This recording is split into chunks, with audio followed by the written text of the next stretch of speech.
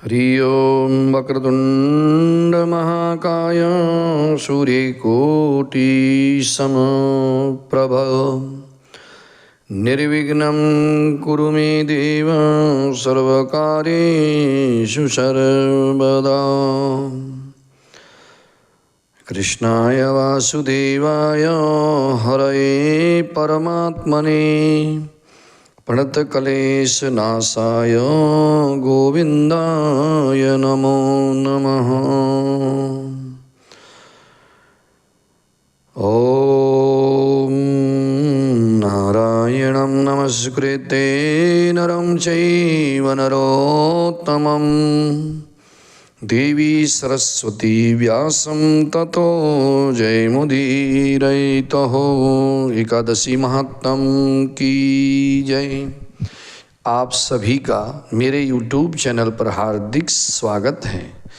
मित्रों, अगर आप मेरे YouTube चैनल पर नए हैं तो मेरे चैनल को सब्सक्राइब जरूर करना, लाइक शेयर कमेंट करना और कमेंट में ओम नमो भगवते वासुदेवाय जरूर लिखना। मैं आपको अपने YouTube चैनल के माध्यम से फाल्गुन शुक्ल पक्ष की जो एकादशी है, आम्ल की एकादशी, उस एकादशी की कथा को सुनाऊंगा। मित्रों, 2024 में जो फाल्गुन शुक्ल पक्ष की आम्ल की एकादशी है उसका व्रत 20 मार्च 2024 बुधवार के दिन है। जी हाँ, इसी दिन एकादशी का व्रत किया जाएगा और एकादशी की कथा सुनने मात्र से मनवांछित फल की प्राप्ति होती है। तो मित्रों, श्रद्धा भाव से एकादशी का व्रत रखें। एकादशी के व्रत में अन्न और नमक का त्याग होता है। एकादशी का व्रत भगवान श्री लक्ष्मी नारायण को समर्पित है। एकादशी के व्रत को करने से लक्ष्मी की कृपा बरसती है। एकादशी महात्म की कथा सुने। मानधाता बोले कि हे वशिष्ठ जी, यदि आप मुझ पर कृपा करें तो किसी ऐसे व्रत की कथा कहिए जिससे मेरा कल्याण हो। महर्षि वशिष्ठ जी बोले कि हे राजन, सभी व्रतों से उत्तम व्रत, अंत में मोक्ष को देने वाला व्रत आम्ल की एकादशी के व्रत का मैं वर्णन करता हूँ। इसका महत्व मैं तुम्हें सुनाता हूँ। यह एकादशी फाल्गुन मास के शुक्ल पक्ष में होती है। इस एकादशी के व्रत के करने से समस्त पाप नष्ट हो जाते हैं। इस व्रत का फल 1000 गौओं का दान करने के फल के बराबर होता है। अब मैं आपसे एक पौराणिक कथा कहता हूँ, आप इसको ध्यानपूर्वक सुनिए, क्योंकि एकादशी महात्म की कथा सुनने मात्र से मनवांछित फल को देने वाली है। एक वैदिश नाम का नगर था जिसमें ब्राह्मण, क्षत्रिय, वैश्य और सभी चारों वर्ण आनंदित से रहते थे। उस नगर में सदैव वेद ध्वनि गुंजा करती थी तथा पापी, दुराचारी, नास्तिक उस नगर में कोई नहीं था। उस नगर में चैत्रथ नाम का चंद्रवंशी राजा राज्य किया करता था। वह अत्यंत विद्वान तथा धर्मी था। उस नगर में कोई भी व्यक्ति दरिद्र और कंजूस नहीं था। हर कोई वहाँ पर जो है दानी था, धनी था। सभी नगरवासी विष्णु भगवान के भक्त थे और बच्चे, वृद्ध, स्त्री, पुरुष सभी मिलकर के एकादशी का व्रत किया करते थे। एक समय फाल्गुन मास के शुक्ल पक्ष की आम्ल की एकादशी आई। उस दिन राजा, प्रजा तथा बाल, वृद्ध सब ने हर्षपूर्वक एकादशी का व्रत किया। राजा अपनी प्रजा के साथ मंदिर में जाकर पूर्ण कुंभ स्थापित करके धूप, दीप, नैवेद्य, पंचरत्न आदि से धात्री यानी कि आंवले का पूजन करने लगे और इस प्रकार स्तुति करने लगे। आंवला को धात्री भी कहा जाता है। हे धात्री, तुम ब्रह्म स्वरूप हो, तुम ब्रह्मा जी के द्वारा उत्पन्न हुए हो और समस्त पापों का नाश करने वाले हो। तुमको हम बारंबार नमस्कार करते हैं। अब तुम मेरा अर्घ स्वीकार करो। तुम श्री रामचंद्र जी के द्वारा सम्मानित हो, पूजनित हो। मैं आपकी हमेशा प्रार्थना करता हूँ, अतः आप मेरे समस्त पापों का नाश करो, पाप ताप संताप दूर करो। और इस तरह से उस मंदिर में सभी ने मिल करके रात्रि को जागरण किया। रात के समय वहाँ एक बहलिया आया जो अत्यंत पापी दुराचारी था। वो अपने कुटुंब का पालन जीव हत्या करके किया करता था। शिकारी जो था भूख तथा प्यास से अत्यंत व्याकुल तथा वही शिकारी इस जागरण को देखने के लिए मंदिर के कोने में बैठ गया और विष्णु भगवान का तथा एकादशी महात्म की कथा को सुनने लगा। इस प्रकार अन्य मनुष्यों की भांति उसने भी सारी रात जाग करके बिताई, सोया नहीं। सारी रात उनको देखते हुए सारी रात वे भी जागता रहा और इस तरह से रात बीती। प्रातःकाल हुआ।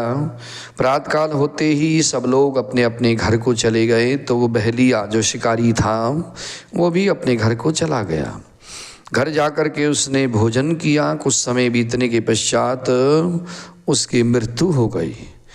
मगर उस आमलकी एकादशी के व्रत तथा रात्रि के अनजाने में किए हुए जागरण से उसने राजा विदुरथ के घर में जन्म लिया और उसका नाम हुआ बसूरथ।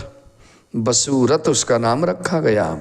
युवा होने पर वो चतुरंगिनी सेना के सहित धन धान्य से परिपूर्ण होकर के 10,000 गांव का पालन करने लगा।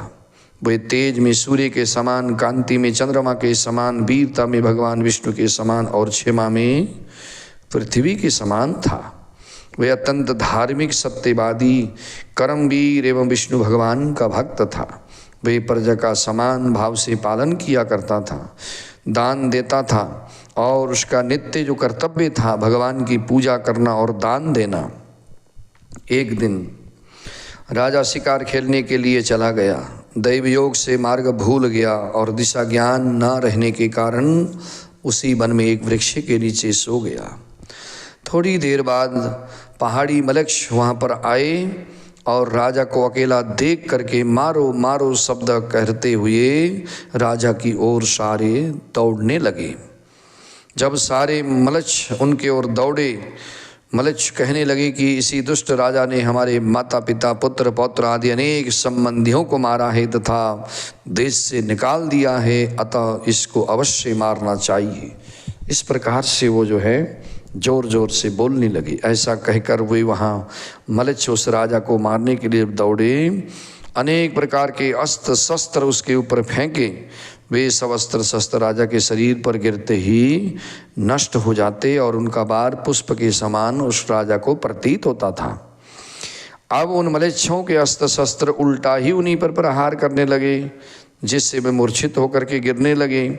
उसी समय राजा के शरीर से एक दिव्य स्त्री उत्पन्न हुई।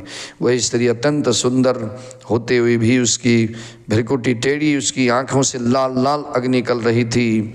लाल अग्नि उसकी आँखों से निकल रही थी, जिससे वे दूसरे काल के समान प्रतीत हो रही थी। वह स्त्री मलेच्छों को मारने के लिए दौड़ी और थोड़ी ही देर में उसने सभी मलेच्छों को मार दिया, काल के गाल में पहुंचा दिया। अब उसके बाद जब उस राजा को होश आया, सो करके उठा, तो उसने मलेच्छों को मरा हुआ देख करके कहा कि इन शत्रुओं को किसने मारा? इस वन में मेरा कौन हितैषी रहता है? ऐसा विचार कर ही रहा था कि आकाशवाणी हुई कि हे राजन, इस संसार में विष्णु भगवान के अतिरिक्त कौन तेरी सहायता कर सकता है? भगवान के बिना कौन तेरा हितैषी हो सकता है? भगवान के बिना कौन तेरी रक्षा कर सकता है? इस आकाशवाणी को सुन करके राजा अपने राज्य में आ गया, सुखपूर्वक राज्य करने लगा।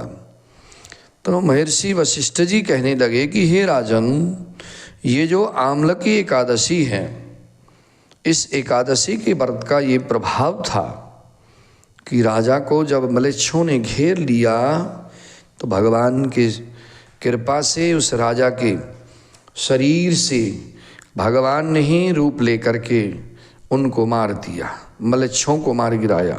तो जो मनुष्य इस आमलकी एकादशी के व्रत को श्रद्धा भाव से करते हैं उनकी सभी मनोकामनाएं भगवान पूरी कर देते हैं। भगवान विष्णु की कृपा से सभी उनके कार्य सफल होते हैं। भगवान की कृपा से जब तक वो इस संसार में रहते हैं, जो मनुष्य श्रद्धा भाव से इस आमलकी एकादशी के व्रत को करते हैं, इस एकादशी के व्रत कथा को सुनते हैं, श्रद्धा भाव से सुनने मात्र से उनके जीवन की सभी मनोकामनाएं पूरी होती हैं। भगवान उनके जीवन की रक्षा करते हैं। भगवान की कृपा से उनके जीवन में धन धान्य की वृद्धि होती है, घर में सुख और समृद्धि होती है, कारोबार व्यापार में उन्नति होती है, हर कार्य सफल होते हैं। और इस संसार में जब तक रहता है भगवान की भक्ति करते हुए अनेकों अनेक सुख और आनंद को भोगता है। और अंत में इस एकादशी व्रत के महात्म से, यानी कि इस एकादशी व्रत के प्रभाव से, इस एकादशी व्रत को करने के पुण्य प्रताप से वे अंत में भगवान विष्णु के पद को प्राप्त हो जाता है। जो भी कोई श्रद्धा भाव से इस एकादशी व्रत के महात्म को सुनता है, सुनने मात्र से भगवान विष्णु की कृपा बरसती है और हजारों गौदान करने का उसको पुण्य मिलता है। बोलिए आनंद कंद भगवान की जय हो, बोलिए श्री विष्णु भगवान की जय हो, बोलिए श्री एकादशी महात्म की जय हो, जय हो, जय हो।